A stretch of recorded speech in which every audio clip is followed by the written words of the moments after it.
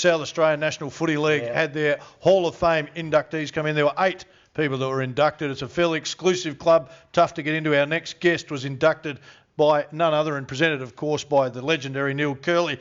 215 SANFL games, 3 premierships, 11 state games. I could tell you more about his career, but we won't have time to interview him. We'll talk about Terry Von Bertouch. Terry, thanks for joining us. Thank you, Phil. Firstly, congratulations. Yeah, thanks for that. It was a great honour and, I was absolutely thrilled. But, terrific. And we had a great night as well. So, Terry, what was your reaction when you opened up the letter from the SANFL saying that you were going to be inducted? What was your initial reaction to it? Well, your first reaction is you think, God, you know some of the people who are in the Hall of Fame and you don't feel like you should be amongst them. But, you think, well, I suppose I played quite a few games and had a bit of success. And it's a huge honour. I mean, it makes you feel a bit humble getting that. And you think, well, exactly. You take it, though. It's good. My word. Terry, I think one of the pleasures is the fact that you can share it with your family and recognise the people that have supported you over so many years.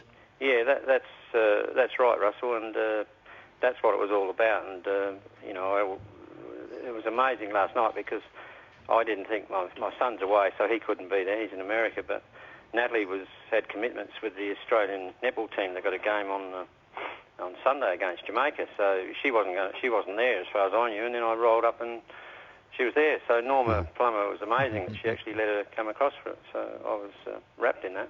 Terry, you started with North and played 163 games there. Then you went back to the country for a little while, didn't you, for a couple of years? Yeah, I played up at Port Pirie for proprietary for 2 years, girls. Well, why was that? Oh, you started a business, didn't you?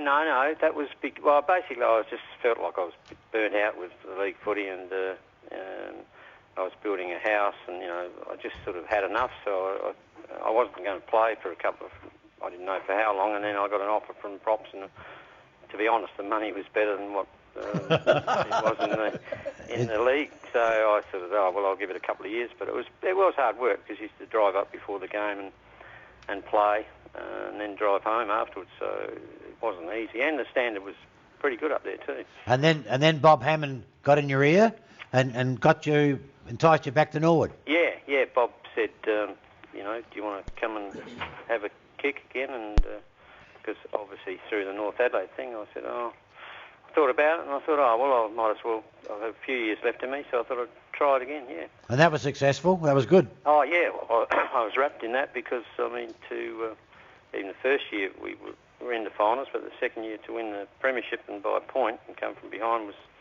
an amazing result, really. And Terry, you played in 3 premierships, 2 with North Adelaide. The 72 one, was it that year that North Adelaide were champions of Australia? Yep. Well, it was either 71 or 72. I can't quite remember. Yes, well, I think it was the second one, yeah. That would have been a big year for you? That was a huge year. As I said to someone else, it was pretty hard fronting up after, we'd won the final, the premiership, and then it was either the next week or the week after, I can't remember, but to actually have to front up again, you really didn't want to, but when we got the result we got, it was, made it all worthwhile. Exactly. Terry, you must look at the modern day player and they can dedicate their whole life, every awakening hour to football. You came through when you had to have a job, you were raising a young family, you said you were building a house, running a business, and you just must marvel how you sort of time managed yourself to allow you to do all that. Yeah, that's true, Russell. Although, in a way, it was a good thing because there's lots of lads now who have to dedicate everything to it, and really the number of players who actually make it is pretty small. So at least back then you sort of knew you had to work and set yourself up apart from footy. Footy was maybe a bit of a bonus, but nowadays, if you make it big, I guess, but there's a lot that don't, and they've really got to be careful they don't leave themselves out on a limb. Also, just a little one with the girls, both dedicating themselves to netball and not having the remuneration. When we compare that with what the young players get, they must think, gee, is all this worth it to play netball? But to represent your country, that's the goal, isn't it? Well, that's right, and that's what I sort of said last night. All the thrills I've had out of playing in grand finals, but the biggest thrill I actually have ever had out of sport was watching Laura and Natalie play in for Australia and win the World Championships and both play on the court at the same time. I mean, that sort of makes it worthwhile, I think. Exactly. Yeah. Terry, have you got any scars from your footy, like physical injury scars? Only when you belted him, Kills. Pardon? Only when you belted him. No, I couldn't catch the little devil. No, he was too not quick. really, Kills. So actually, you said some nice things about me last night. You didn't, when you were coaching, you weren't quite as nice. I know. Don't you worry about that. I had to grip my teeth a bit. No, I came out of it all right. I mean, my knees are sort of okay, and I've a few little aches and pains, but nothing sort of too bad. Good. 1978 grand final, Terry. How does that one rate for you? 78 was Norwood, wasn't it? Yeah. Yep. That was. I mean, they're all fantastic, but when it's that close, I guess it adds a bit to it. And I still remember after the game seeing the Sturt guys, because they sort of had us really, and seeing they were just absolutely devastated, and to get up by a point was it makes it sort of stand out. But I mean, they're all equal. There's no question about that. And Terry, do you follow the game now, Terry?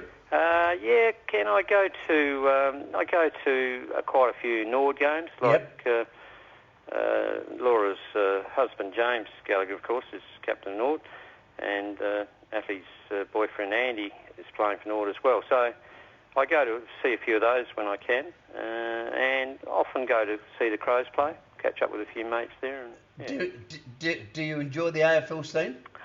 Yeah, I do. I mean, I think a lot of people criticise it, and there's no doubt you get some ordinary games, but I'll tell you, some of the games you get are just fantastic, and when you get those, you think, how good's this? Yeah, exactly right. And don't ever tell me the players are soft. I mean, they build in, and they just, I enjoy. The good games are really good. Some of the other ones, you take it or leave it, but... Yeah.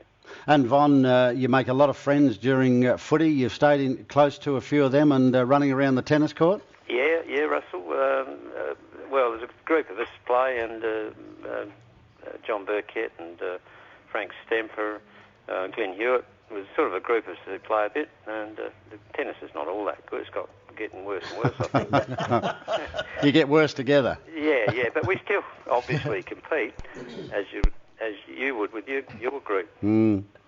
Terry, can I just take you back to the hall just for a moment? Yep. Driving from your place to the function, what was going through your mind? Well, I didn't really know what to expect. I mean, and when I sort of got there and I saw Bruce Winter was there, because obviously he was inducted, and we both sort of looked at each other and said, geez, I didn't realise it was this quite this big, and it was quite a bit overwhelming, really. I thought it was really well done, really well presented, but it was a bit daunting walking in there and seeing all these people. So. Is it more daunting knowing that you've got to get up on the stage and someone that normally doesn't say nice things about you actually said something nice? Well, I thought he might this time, but you never know, but I thought he might. But He's got a nickname for you. Did he bring that up on the night? He did, yeah. The Scarlet Pimpernel. Yeah, he did bring that up. Yeah. I think he had other nicknames too before you, Terry, was doing the playing. I used to call him a lot worse than the Scarlet Pimpernel when I coached against the little devil. We did in 71 and 72 too, Adelaide Oval. What was that? We did too in 71 and 72. Well, I sat on the bench in one of the state games when Curls was coaching, so I know what he says. Well, you mentioned the state games. You played in 11 of them. State of Origin, of course, then, state games were monster. It was the biggest show. Do you miss seeing that now? Or, I mean, no, we've got the AFL, you say, we see it each week, Crows playing someone, but would you like to see the state game back in? Well, you would, but I understand why, they can't, I guess. But the State of Origin's taken over, and I'd like to see that back. But yeah, that was sensational. Yeah, they were fantastic.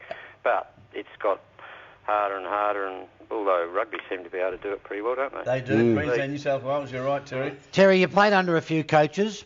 Now, they're not listening, so you can name them. Which was your favourite? So, leaving you out, Kurt. Yeah, leave me out. Get me out of it. Oh, well done. Well, really, I didn't play. I only played under three, I suppose.